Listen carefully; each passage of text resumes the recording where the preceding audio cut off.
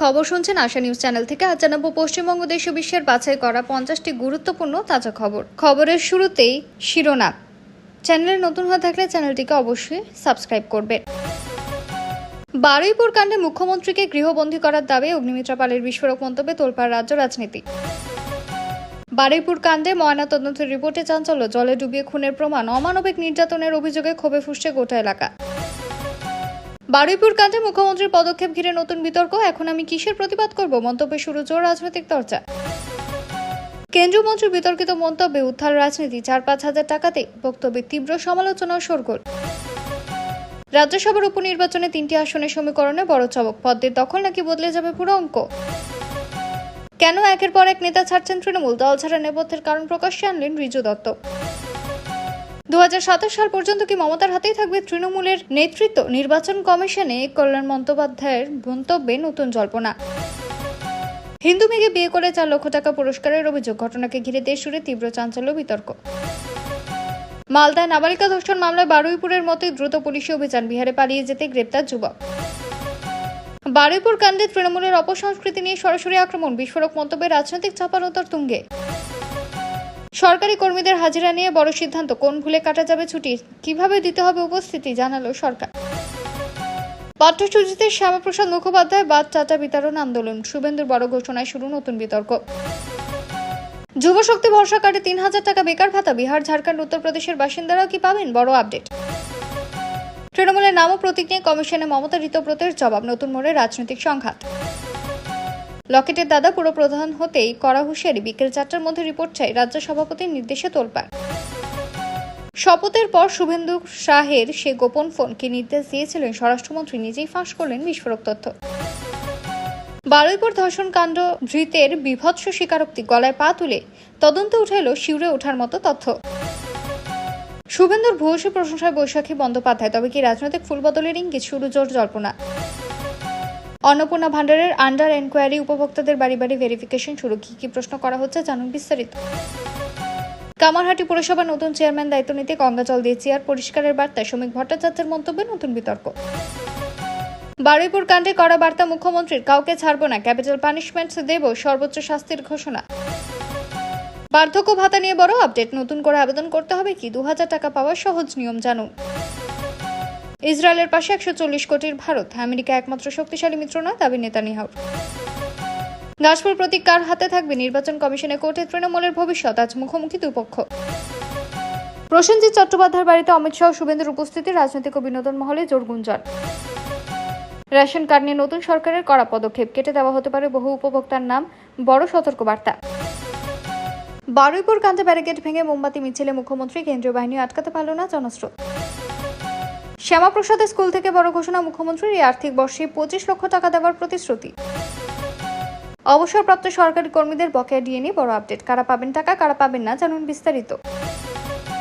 বাংলায় ফের ভোটের দামামা, 3 রাজ্যসভা আসনে উপনির্বাচনের ঘোষণা, শুরু রাজনৈতিক অঙ্ক কষা। অনুপ্রবেশকারীদের বেছে বেছে বের করব, কলকাতার মঞ্চ থেকে শুভেন্দুকে পাশে নিয়ে অমিত শাহের হুঙ্কার। ছাত্রীকে একা পেয়ে খারাপ স্পর্শের অভিযোগ, গৃহশিক্ষককে ধরে পুলিশের হাতে তুলে দিলেন স্থানীয়রা। পিনকন স্পিরিট মামলায় বিস্ফোরক অভিযোগ, মুখ্যমন্ত্রীর কাছে নিরপেক্ষ তদন্তের দাবি মনোরঞ্জন রায়। মাটি খুঁড়তে বের হলো বান্ডিল বান্ডিল টাকা ও বিপুল মাদক, কালীগঞ্জে সক্রিয় পাচার চক্রের খোঁজে তৎপর পুলিশ। এরপর দেখে নেব বিস্তারিত খবর। বারুইপুরের নাবালিকা ধর্ষণ ও খুনের ঘটনায় প্রকাশ্যে এসেছে প্রাথমিক ময়নাতদন্তের রিপোর্ট। সেই রিপোর্টে উঠে আসা অত্যন্ত নৃশংস আর হৃদয় বিদারক তথ্য। চিকিৎসকদের প্রাথমিক পর্যবেক্ষণ অনুযায়ী নাবালিকার শরীরে একাধিক গুরুতর আঘাতের চিহ্ন মিলেছে, বিশেষ করে মাথা ও শরীরের বিভিন্ন অংশে আঘাতের প্রমাণ পাওয়া গিয়েছে। পাশাপাশি যৌন নির্যাতনেরও স্পষ্ট ইঙ্গিত মিলেছে বলে তদন্তকারী সূত্রে দাবি। রিপোর্ট অনুযায়ী মাথায় গুরুতর আঘাত পড়ার পরও নাবালিকা জীবিত ছিল বলে প্রাথমিকভাবে মনে করা হচ্ছে। এরপর তাকে বস্তাবন্দি করে পুকুরে ফেলে দেওয়া হয়। ময়নাতদন্তে ফুসফুস ও পাকস্থলীর জল এবং কাদা পাওয়া যাওয়ায় চিকিৎসকদের অনুমান জলে ডুবে শ্বাসরোধ হয়ে তার মৃত্যু হয়েছে, অর্থাৎ জলে ফেলার সময়ও সে জীবিত ছিল বলে প্রাথমিক রিপোর্টে উল্লেখ করা হয়েছে। এই ঘটনার তদন্তে ইতিমধ্যে একাধিক অভিযুক্তকে গ্রেপ্তার করেছে পুলিশ। বিশেষ তদন্তকারী দল ঘটনার প্রতিটি দিক খতিয়ে দেখছে। ধৃতদের জিজ্ঞাসাবাদ করে ঘটনার সম্পূর্ণ সত্য সামনে আনার চেষ্টাও চলছে। পাশাপাশি ফরেনসিক পরীক্ষার চূড়ান্ত রিপোর্টের অপেক্ষায় রয়েছেন তদন্তকারীরা, কারণ সেই রিপোর্টে আরও গুরুত্বপূর্ণ তথ্য সামনে আসতে পারে। ঘটনার খবর প্রকাশ্যে আসতে বারুইপুর সহ রাজ্যের বিভিন্ন এলাকায় তীব্র ক্ষোভের সৃষ্টি হয়েছে। দোষীদের কঠোর শাস্তির দাবিতে বিক্ষোভ, প্রতিবাদ ও মোমবাতি মিছিল হয়েছে। পরিস্থিতি নিয়ন্ত্রণে রাখতে এলাকায় অতিরিক্ত পুলিশ মোতায়েন করা হয়েছে। রাজনৈতিক মহলে ঘটনাকে কেন্দ্র করে তীব্র চাপানোতর শুরু হয়েছে। প্রশাসন জানিয়েছে দোষীদের বিরুদ্ধে কঠোরতম আইনি ব্যবস্থা নেওয়া হবে এবং তদন্ত শেষ না হওয়া পর্যন্ত কোনো অপরাধীকে ছাড় দেওয়া হবে না। পশ্চিমবঙ্গ সরকারের যুবশক্তি ভরসাকার প্রকল্প নিয়ে নতুন আপডেট সামনে এসেছে। সোশ্যাল মিডিয়ায় বিভিন্ন প্রতিবেদনে দাবি করা হচ্ছিল বিহার, ঝাড়খণ্ড এবং উত্তরপ্রদেশের বাসিন্দারাও নাকি এই প্রকল্পের আওতায় মাসে ৩,০০০ টাকা বেকার ভাতা পাবেন। তবে সরকারি যোগ্যতার শর্ত অনুযায়ী সে দাবি সঠিক নয়। সরকারের প্রকাশিত যোগ্যতার নিয়ম অনুযায়ী প্রকল্পের সুবিধা পেতে হলে আবেদনকারীকে পশ্চিমবঙ্গের স্থায়ী বাসিন্দা হতে হবে, পাশাপাশি ন্যূনতম মাধ্যমিক পাস, বয়স ২১ থেকে ৪০ বছরের মধ্যে এবং আবেদন করার সময় সম্পূর্ণ বেকার থাকতে হবে। এই শর্তগুলির কোনো একটি পূরণ না হলে আবেদন বাতিল হতে পারে। প্রকল্পের আওতায় যোগ্য আবেদনকারীদের প্রতি মাসে ৩,০০০ টাকা করে আর্থিক সহায়তা দেওয়ার কথা ঘোষণা করা হয়েছে। আবেদন অনলাইনে করতে হবে এবং সমস্ত তথ্য সরকার যাচাই করার পরই যোগ্য প্রার্থীদের ব্যাংক অ্যাকাউন্টে সরাসরি টাকা পাঠানো হবে। আবেদন প্রক্রিয়ার বিস্তারিত নির্দেশিকা এবং সময়সূচি সরকার আদালতভাবে প্রকাশ করবে বলে জানানো হয়েছে। ফলে বর্তমানে উপলব্ধ সরকারি তথ্য অনুযায়ী বিহার, ঝাড়খণ্ড বা উত্তরপ্রদেশের সাধারণ বাসিন্দারা শুধুমাত্র রাজ্যের বাসিন্দা হওয়ার ভিত্তিতে প্রকল্পের সুবিধা পাবেন না। পশ্চিমবঙ্গের স্থায়ী বাসিন্দা এবং নির্ধারিত সব যোগ্যতার শর্ত পূরণ করলেই কেবল যুবশক্তি ভরসা কার্ডের জন্য আবেদন করা যাবে। অন্নপূর্ণা ভান্ডার প্রকল্পে যাদের আবেদনপত্রের স্ট্যাটাসে আন্ডার ইনকোয়ারি দেখাচ্ছে, যাদের তথ্য যাচাইয়ের জন্য প্রশাসনের পক্ষ থেকে বাড়ি বাড়ি ভেরিফিকেশন শুরু হয়েছে ইতিমধ্যেই। এই পর্যায়ে সরকারি কর্মীরা আবেদনকারী তথ্য বাস্তবে সঠিক কিনা তা খতিয়ে দেখছেন। এর উদ্দেশ্য হল প্রকৃত যোগ্য উপভোক্তারাই যাতে প্রকল্পের সুবিধা পান এবং ভুল বা ভুয়ো তথ্যের ভিত্তিতে কেউ সুবিধা না পায়। ভেরিফিকেশনের সময় আবেদনকারী পরিচয়, ঠিকানা, পরিবারের সদস্য সংখ্যা, পরিবারের প্রধানের পেশা, মাসিক আয়, আগে লক্ষ্মীর ভান্ডারের সুবিধা পেতেন কিনা, রেশন কার্ডের তথ্য, ব্যাংক অ্যাকাউন্টের বিবরণ, বাড়িতে ৪ চাকার গাড়ি বা উল্লেখযোগ্য সম্পত্তি রয়েছে কিনা, বাড়িতে কত পাকা ঘর এবং অন্য কোনো সরকারি প্রকল্পের সুবিধা পাচ্ছেন কিনা এই ধরনের তথ্য মিলিয়ে দেখা হচ্ছে। প্রয়োজনে আধার, রেশন কার্ড বা অন্যান্য তথ্য চেয়ে দেখাও হতে পারে। সরকারি সূত্রে জানানো হয়েছে আন্ডার ইনকোয়ারি দেখানো মানে আবেদন বাতিল হয়ে গেছে এমন নয়। যাচাই প্রক্রিয়া সম্পূর্ণ হওয়ার পর আবেদনটি অনুমোদিত হলে উপভোক্তার ব্যাংক অ্যাকাউন্টে প্রকল্পের অর্থ পাঠানো হবে। তাই যাদের বাড়িতে ভেরিফিকেশন হবে তাতে সঠিক তথ্য, প্রয়োজনীয় নথি প্রস্তুত রাখার পরামর্শ দেওয়া হয়েছে। সরকার জানিয়েছে যোগ্য কোনো আবেদনকারীকে যাতে বঞ্চিত না হতে হয় সেই লক্ষ্যে বাড়ি বাড়ি যাচাই অভিযান চালানো হয়েছে। রাজ্যে বার্ধক্য ভাতা নিয়ে বড় আপডেট। সম্প্রতি ২,০০০ টাকা ভাতা পাওয়া নিয়ে নানা জল্পনা তৈরি হলেও বর্তমানে যারা নিয়মিত বার্ধক্য ভাতা পাচ্ছেন তাদের অধিকাংশ নতুন করে আবেদন করার প্রয়োজন নেই। সরকার প্রয়োজনীয় যাচাই বাছাই সম্পূর্ণ করে যোগ্য উপভোক্তাদের তালিকা অনুযায়ী সুবিধা দেবে।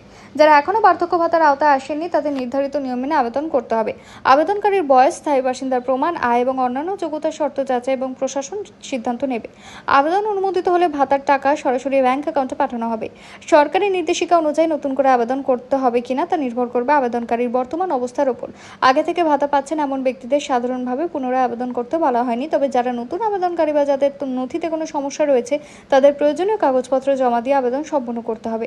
সরকারের তরফে যোগ্য প্রবীণ নাগরিকদের দ্রুত ভাতার সুবিধা পৌঁছে দেওয়ার আশ্বাস দেওয়া হয়েছে। তবে ২,০০০ টাকা ভাতা কার্যকর হওয়া এবং তার নির্দিষ্ট সময়সূচি সম্পর্কে চূড়ান্ত সরকারি বিজ্ঞপ্তি প্রকাশিত হলে সেই নির্দেশিকাই অনুসরণ করতে হবে।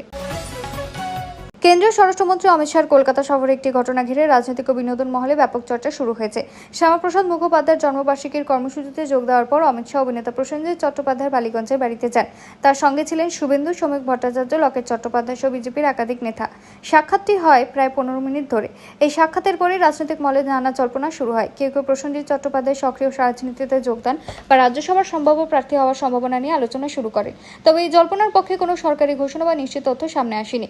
বিজেপি নেতাদের বক্তব্য অনুযায়ী এটি মূলত একটি সৌজন্য সাক্ষাৎ ছিল। সম্প্রতি পদ্মশ্রী সম্মান পাওয়া অমিত শাহের সঙ্গে প্রসেনজিৎ চট্টোপাধ্যায় দেখা হয়েছিল। সেই সময় অভিনেতা তাকে কলকাতায় এলে বাড়িতে আসার আমন্ত্রণ জানিয়েছিলেন। সেই আমন্ত্রণ রক্ষা করতে এই সফর বলে জানানো হয়েছে। সাক্ষাতে সিনেমা, সংস্কৃতি ও বিভিন্ন সাধারণ বিষয় নিয়ে আলোচনা হয়েছে বলে দাবি করা হয়েছে। যদিও এই সাক্ষাৎকে ঘিরে রাজনৈতিক জল্পনা অব্যাহত রয়েছে, এখনো পর্যন্ত প্রসেনজিৎ বা বিজেপির পক্ষ থেকে তার রাজনৈতিক যোগদান বা অন্য কোনো নতুন দায়িত্ব নিয়ে আনুষ্ঠানিকভাবে কিছু জানানো হয়নি। ফলে বিষয়টি নিয়ে যে আলোচনা চলছে তা আপাতত জল্পনার পর্যায়ে রয়েছে। রেশন কার্ড নিয়ে বড় আপডেট। নতুন সরকারের তরফে জানানো হয়েছে অযোগ্য বা ভুয়ো উপভোক্তাদের চিহ্নিত করতে রাজ্য জুড়ে বিশেষ যাচাই অভিযান চালানো হবে। যারা নিয়ম বহির্ভূতভাবে রেশন কার্ডের সুবিধা নিচ্ছেন বা যাদের দেওয়া তথ্য ভুল প্রমাণিত হবে তাদের নাম উপভোক্তা তালিকা থেকে বাদ দেওয়া হতে পারে। যাচাইয়ের সময় আবেদনকারীর পরিচয়, স্থায়ী ঠিকানা, আধার সংযুক্তি, পরিবারের সদস্য সংখ্যা, আয়ের তথ্য এবং অন্যান্য সরকারি নথি মিলিয়ে দেখা হবে। প্রয়োজনে বাড়ি বাড়ি গিয়েও তথ্য যাচাই করা হতে পারে। যদি দেখা যায় কেউ অযোগ্য হয়েও রেশন সুবিধা নিচ্ছেন তাহলে তার রেশন কার্ড বাতিল করা হতে পারে এবং নাম তালিকা থেকে কেটে দেওয়া হবে। তবে যারা প্রকৃত যোগ্য উপভোক্তা এবং যাদের সমস্ত তথ্য সঠিক তাদের উদ্বিগ্ন হওয়ার কোনো কারণ নেই। সরকার জানিয়েছে অভিযান শুধুমাত্র স্বচ্ছতা বজায় রাখে এবং প্রকৃত প্রাপকদের কাছে রেশন পরিষেবা পৌঁছে দেওয়ার লক্ষ্যেই চালানো হচ্ছে। তাই রেশন কার্ডধারীদের নিজেদের তথ্য ও নথি সঠিকভাবে আপডেট রাখার পরামর্শ দেওয়া হচ্ছে। অবসরপ্রাপ্ত রাজ্য সরকারি কর্মীদের বকেয়া ডিএ নিয়ে গুরুত্বপূর্ণ আপডেট সামনে এসেছে। রাজ্য সরকারের প্রকাশিত নির্দেশিকা অনুযায়ী সব পেনশনভোগী একসঙ্গে বা একইভাবে বকেয়া টাকা পাবেন না। কারা কত টাকা পাবেন এবং কখন পাবেন তা নির্ভর করবে তাদের চাকরির সময়কাল, অবসর গ্রহণের তারিখ, পেনশন সংক্রান্ত নথি এবং সরকারি রেকর্ডের ওপর। সরকার জানিয়েছে 2016 থেকে 2019 সালে নির্ধারিত সময়ের বকেয়া ডিআর প্রথম পর্যায়ে 2 কিস্তিতে দেওয়া হবে। প্রথম কিস্তির অর্থ ইতিমধ্যে দেওয়ার প্রক্রিয়া শুরু হয়েছে এবং দ্বিতীয় কিস্তি সেপ্টেম্বর 2026-এ দেওয়ার পরিকল্পনা রয়েছে। যাদের তথ্য সম্পূর্ণ যাচাই করা হয়েছে তাদের ব্যাংক অ্যাকাউন্টে সরাসরি টাকা পাঠানো হবে। অন্যদিকে যাদের নথিতে অসঙ্গতি রয়েছে, যাদের দাবি এখনও যাচাইয়ের পর্যায়ে রয়েছে অথবা মৃত পেনশনভোগীদের ক্ষেত্রে যেখানে আইনগত উত্তরাধিকারী বা মনোনীত ব্যক্তির তথ্য যাচাই বাকি, তাদের ক্ষেত্রে অর্থ প্রদান কিছুটা সময় নিতে পারে। তাই সব পেনশনভোগী একই দিনে বা একই পর্যায়ে বকেয়া অর্থ পাবেন না। সরকারের বক্তব্য, সমস্ত যোগ্য পেনশনভোগীকে নিয়ে নিয়ম মেনে বকেয়া ডিএ বা ডিআর দেওয়া হবে। যাদের কোনো সমস্যা বা নথিগত ত্রুটি রয়েছে তাদের প্রয়োজনীয় কাগজপত্র জমা দিয়ে যাচাই প্রক্রিয়া সম্পন্ন করার পরামর্শ দেওয়া হয়েছে। যাচাই সম্পন্ন হলে নির্ধারিত নিয়ম অনুযায়ী তাদের প্রাপ্য অর্থ ব্যাংক অ্যাকাউন্টে পাঠানো হবে।